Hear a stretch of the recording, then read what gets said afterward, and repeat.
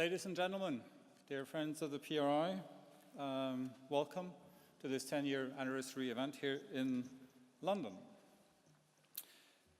So it's said that it's hard to resist an idea whose time has come. And I think the history of the PRI over the last 10 years has been one of an idea, responsible investing, that has been met with extraordinary enthusiasm by the investment community.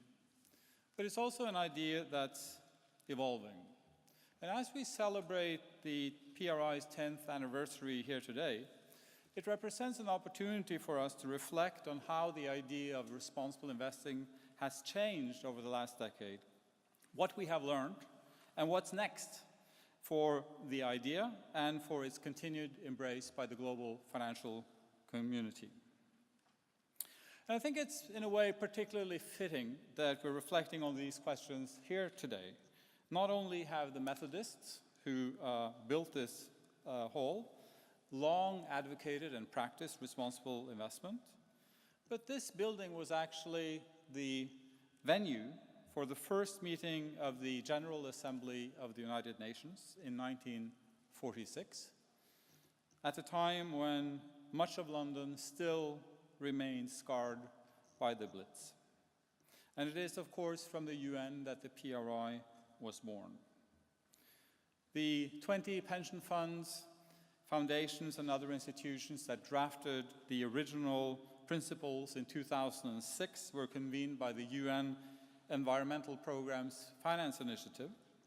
They were visionaries for their time and were clear in their aims. As the UN Secretary General Kofi Annan said at the launch, the principles provide a framework for achieving better long-term investment returns and more sustainable markets. That objective, I believe, is the reason why responsible investing has been embraced to the extent that it has over the decades since. Because it has been framed not as an ethical choice, but as a moral calling, but at its core as an investment issue. At the heart of the principles and underpinning the mission of the PRI is a view that taking appropriate account of environmental, social, and governance factors helps investors manage risks and generate higher returns over the long term. It's as simple as that. It is a proposition that's backed up by extensive academic research. And that in turn makes responsible investment a fiduciary responsibility. When you manage other people's money, you have an obligation to consider factors that are likely to have material impact on risk and return over the longer term. How we organize society, run our companies, manage our investments, changes over time. Take attitudes to health and safety standards in industry. Today, strong health and safety standards with the policies and procedures to deliver them are considered fundamental to how a modern company does business. High performance in health and safety is a good indicator of the quality of management in general and leads to fewer disruptions in production, higher efficiency, lower legal risk, and higher employee satisfaction. Health and safety has moved from being regarded as an extra cost to being regarded as simply a better way of doing business. And just like high standards in health and safety has become a way of doing business for the most successful manufacturing companies, high standards in the integration of environmental, social, governance, risk factors in decision-making will become a way of doing business for successful businesses in the financial sector, not a nice-to-have add-on activity. Eventually, we will simply lose the R from RI, and in responsible investing will just be investing. But this happy day will not deliver a responsible investment nirvana. There are fundamental problems in the structure of modern capitalist societies that require investors to take a broader view of their role and work to address some of the systemic challenges we face. As a starting point, let's consider the relationship between the owners of companies and the managers of those companies. The creation of the Dutch East India Company in 1602 is an important milestone in economic history. For the first time, we had a company with a separate legal personality, limited liability, and shares that were freely transferable on a stock exchange. This greatly increased the ability of investors to spread and manage risks. Finance textbooks teach us that diversification offers investors the only free lunch they're likely to get. In theory, it allows them to increase risk-adjusted returns. But practice shows that it does come with a cost, namely a loss of control over their investments to company managers and a pooling of ownership with other providers of capital. So this raises profound questions over how investors holding small fractions of hundreds and thousands of companies might best monitor, incentivize, and control the managers of companies that they own without resorting to counterproductive micromanagement. Investors have struggled with this issue for over 400 years now. Recent history is littered with examples of managers criminally seeking to enrich themselves at the expense of their shareholders. WorldCom and Enron are only the most high-profile examples. But even when managers have not behaved criminally, there are serious questions to be asked of how their incentives have become misaligned with the interests of investors. Do we risk incentivizing company management to neglect the long-term health of the companies they run in pursuit of quarterly earnings targets, or worse, simply in their own interests? The global financial crisis was also, among other things, a manifestation of these principal agent problems. Across the entire financial system, traders were incentivized to deliver short-term returns with little regard to the longer-term management of risks that accumulated. The modern corporation, like the Dutch East India Company, is perhaps the single most value-creating invention in economic history. They allow investors to pool resources and manage risk while undertaking activities of a scope and scale that would be unthinkable in smaller privately held companies. But they come with a range of inherent problems related to asymmetric information, incomplete contracts, and principal agent problems that in a way are hardwired into our economic system. These issues will never go away, but they can and should be managed through high standards of corporate governance, as well as better dialogue among investors to ensure that they are speaking as much as possible with one voice on issues relating to effective stewardship of the companies in which they invest. The relationship between investors and the companies in which they invest were very much in front of mind for the expert group that helped draft the PRI's 6 principles. The principles call, for example, for signatories to be active corporate owners, to require ESG disclosure, and to incorporate this information into their investment process. We can point to dramatic results in many of these areas. In 2007, in the PRI's first report on progress, around 40 asset owners disclosed that they were regularly engaging with investee companies, either directly or through investment managers or service providers. Last year, that figure had risen to almost 200. The PRI Clearinghouse, or Platform for Collaborative Engagement, has organized engagement processes with more than 1,600 companies since its launch in 2006. The PRI cannot, of course, claim all the credit for these developments. We're part of a wider movement calling for greater corporate disclosure, for more engaged investors, and for more focus on the role of investors in helping to solve environmental, social, and government challenges that define our modern era. But there is one area where we perhaps can take the lion's share of the credit. the accountability of investors to their beneficiaries around responsible investment. In 2006, barely a handful of pension funds and investment managers reported on their responsible investment activities. Last year, almost 1,000 PRI signatories produced publicly available transparency reports through the PRI. With these, the PRI has created the world's largest data set on responsible investment practices, providing a rich source for insights and analysis. Since 2014, these reports have been downloaded more than 130,000 times.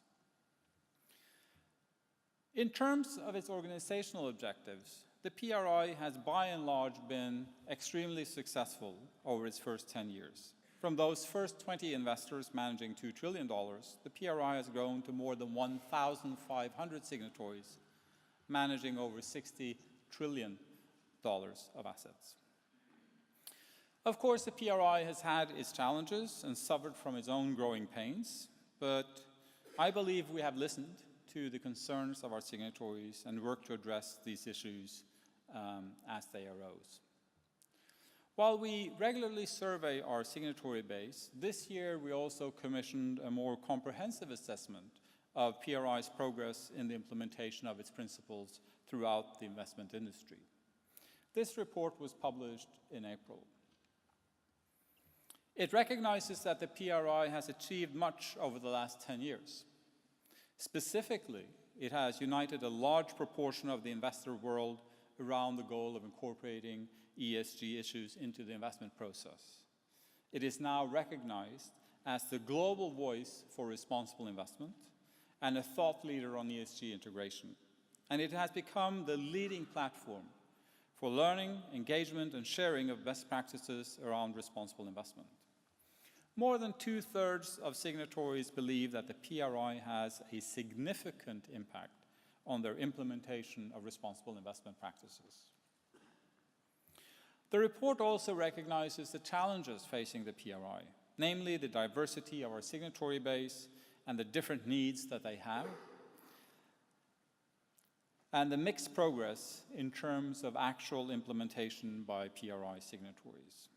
The report recommends that we create more clarity and consensus around PRI's purpose and ambition and improve the accountability process. The report has given us plenty of food for thought. Throughout the rest of the year, we will be consulting with signatories on the findings of this exercise, and as part of a wider review of the PRI's strategy for the years to come, for a blueprint of responsible investment, of which Fiona will speak later. We launched that process earlier this month with the publication of a formal consultation document on the PRI's future role in helping to develop a sustainable financial system, on aligning responsible investment with the needs of society and measuring the PRI's progress and impact. That consultation is also asking whether the 6 principles themselves need to be updated. As I've already noted, the principles were drafted 10 years ago with the relationship between owners of companies and managers of companies very much in front of mind. Of course, this relationship remains central to the realization of the PRI's mission. But, and especially since the financial crisis, wider financial system risks should also be taken into account. The global financial crisis raised profound questions about the role of investors in ensuring the health of the financial system. It is no longer sufficient that it's able to deliver short-term returns with little regard for the accumulation of longer-term risks. Furthermore, the operation of the financial system influences the performance of institutional investors. Purpose, design, effectiveness, and resilience to risks and sustainability challenges is therefore an important concern to them. The consultation considers the risks and challenges facing the financial system, makes the case for investor action, and sets out the potential role of the PRI. It also asks whether the principles themselves might be updated so as to explicitly reference the need for signatories to address systemic issues. The consultation also considers how PRI signatories might demonstrate that their activities meet broader objectives of society, demonstrating impact, perhaps, rather than simply improving their policies and processes. The UN Sustainable Development Goals, agreed last year, are emerging as a series of potential yardsticks against which investors might measure that impact. The consultation asks signatories how PRI might support signatories in aligning their responsible investment activities with the Sustainable Development Goals, and whether the PRI's reporting framework might be amended to help in that respect. Finally, the consultation is seeking views on how the PRI might better measure and disclose its own progress and impact. How should we define success? What metrics might we use? And what target should we set for ourselves and for our signatories? This stage of the consultation, which is open until August 5th, will help frame how the PRI meets the aim of our mission to promote a sustainable financial system that supports long-term value creation over the next 10 years. But ensuring that the PRI is delivering to signatories the services and support they need to be responsible investors remains our fundamental purpose. It may be stating the obvious, but sometimes the obvious needs restating. The PRI is nothing without its signatories. You are the ones practicing responsible investment, ensuring that the companies you invest in are run more sustainably and with the long term in mind, using your collective influence to improve the societal value and resilience of financial markets. The last 10 years have shown us that there is strength in numbers.